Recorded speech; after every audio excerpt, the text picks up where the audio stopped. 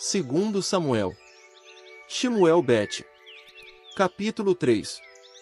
A guerra entre a casa de Shaul e a casa de David continuou por um bom tempo. Enquanto David se fortalecia, a casa de Shaul enfraquecia cada vez mais. Nesse meio tempo David teve filhos em Hebrom. O primogênito foi Amnon, filho de Ainoã, de Jezeel. O segundo foi Quileabe, filho de Abigail, viúva de Nabal, o carmelita. O terceiro foi Absalão, filho de Maacá, filha de Talmai, rei de Gesur. O quarto foi Adonias, filho de Agite. O quinto foi Cefatias, filho de Abital. E o sexto foi Itreão, filho de Eglá, esposa de David.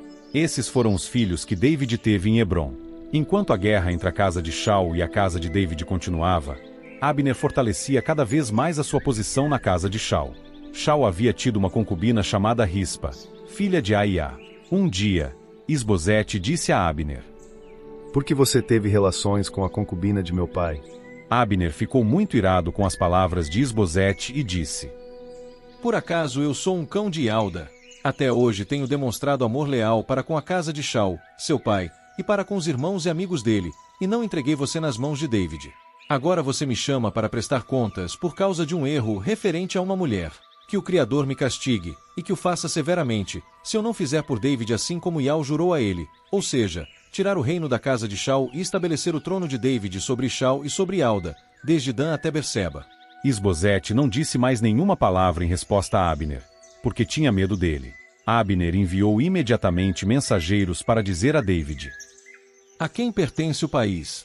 Faça um pacto comigo, e eu farei tudo o que puder para trazer todo o Shaul para o seu lado."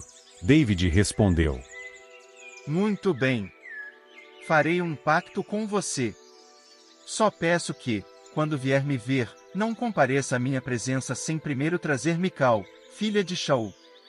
Então David enviou mensageiros para dizer a Isbosete, filho de Shaul: "Entregue-me a minha esposa Mical, com quem fiquei noivo por 100 prepúcios dos filisteus."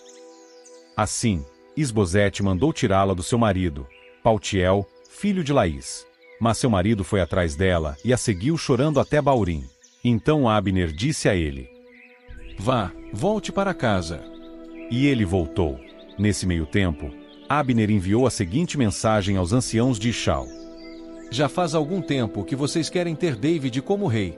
Agora hajam, porque Iau disse a David: por meio de David, meu servo, salvarei meu povo e Shaul das mãos dos filisteus e das mãos de todos os seus inimigos." Em seguida, Abner falou com o povo de Beniamim. Abner também foi a Hebrom para falar com David em particular e lhe contar o que Shaul e toda a casa de Beniamim tinham resolvido. Quando Abner, acompanhado de 20 homens, foi até David em Hebrom, David deu um banquete para Abner e os homens que estavam com ele. Abner disse então a David: "Permita-me ir e reunir todo o Shaul ao meu amo, o rei, para que façam com o amo um pacto, e o amo será rei sobre tudo o que desejar." Portanto, David dispensou Abner, e ele foi embora em harmonia. Naquele momento, Joabe e os homens de David voltavam de um ataque rápido, trazendo muito despojo. Abner não estava mais com David em Hebrom, porque David o tinha deixado ir embora em harmonia. Quando Joabe chegou com todo o exército, disseram-lhe: Abner, filho de Ner, veio até o rei, que o dispensou, e ele foi em harmonia. Portanto, Joabe compareceu perante o rei e disse: "O que foi que o amo fez?" Abner veio falar com o amo, e o amo deixou ir embora e escapar. O amo conhece Abner, filho de Ner. Ele veio aqui para enganá-lo, para ficar sabendo de cada passo que o amo dá e para descobrir tudo o que o amo faz.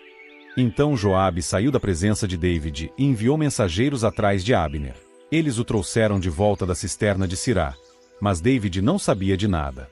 Quando Abner voltou a Hebrom, Joabe o levou à parte, junto ao portão da cidade, para falar com ele em particular. No entanto, ali Joabe enfiou a espada na barriga dele, e ele morreu. Fez isso por ele ter matado seu irmão Azael.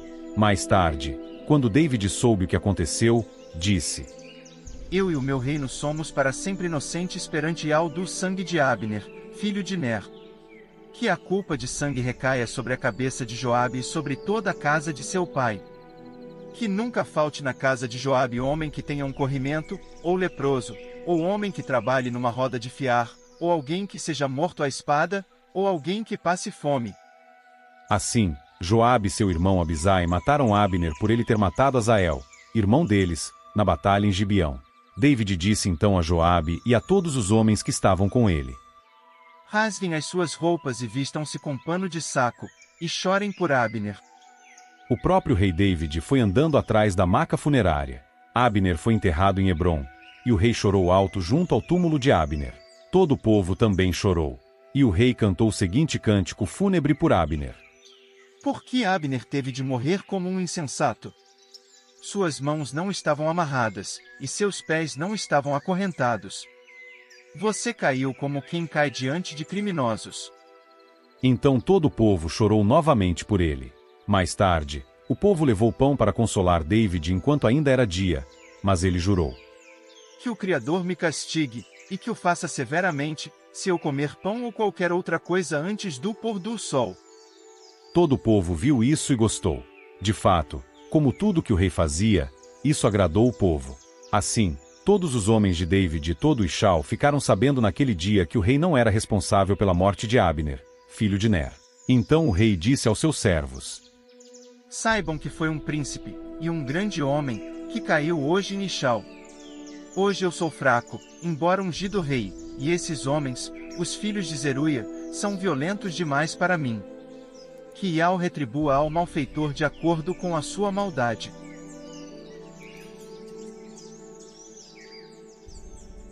Segundo Samuel. Shemuel Bet. Capítulo 4.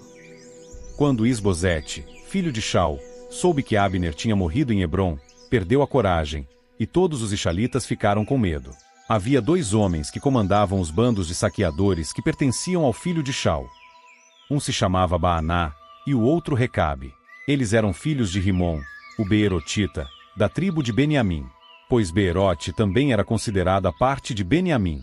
Os Beerotitas fugiram para Gitaim, e residem lá como estrangeiros até hoje. E Elnatais, conhecido como Jonatas, filho de Shaul, tinha um filho aleijado dos pés. Ele tinha 5 anos de idade quando a notícia da morte de Shaul e de Elnatais chegou de Jezeel. Então sua ama o pegou e fugiu, mas, enquanto ela corria em pânico, ele caiu e ficou aleijado. O nome dele era Mefibosete. Recabe e Baaná, filhos de Rimom, o Beerotita, foram à casa de Isbosete durante a hora mais quente do dia, enquanto ele estava descansando, ao meio-dia. Eles entraram na casa como se tivessem ido buscar trigo e o golpearam na barriga. Depois Recabe e seu irmão Baaná fugiram. Quando eles entraram na casa, Isbosete estava no seu quarto, deitado na cama. Eles o golpearam e o mataram. Depois deceparam sua cabeça. Então pegaram a cabeça e caminharam a noite inteira pela estrada do Arabá. Chegaram a Hebrom e apresentaram a cabeça de Isbosete ao rei David, e disseram: Aqui está a cabeça de Isbosete, filho de Shaul, seu inimigo, que queria tirar a sua vida.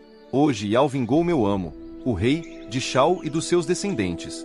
No entanto, David disse a Recabe e ao seu irmão Baaná, filhos de Rimom, o Beerotita: Tão certo como vive Ial, que me livrou de toda a aflição, quando alguém veio me dizer: Shaul está morto. Achando que estava trazendo boas notícias, eu o agarrei e o matei em Ziclag. Essa foi a recompensa de mensageiro que lhe dei. Tenho muito mais motivos para fazer isso com homens maus que mataram um homem justo na sua própria casa, na sua cama. Será que não devo exigir de vocês o sangue dele e eliminá-los da face da terra? Então David mandou que seus homens os matassem. Eles amputaram as mãos e os pés deles e penduraram seus corpos junto ao reservatório de água de Hebrom. Mas a cabeça de Isbosete eles pegaram e enterraram na sepultura de Abner, em Hebrom.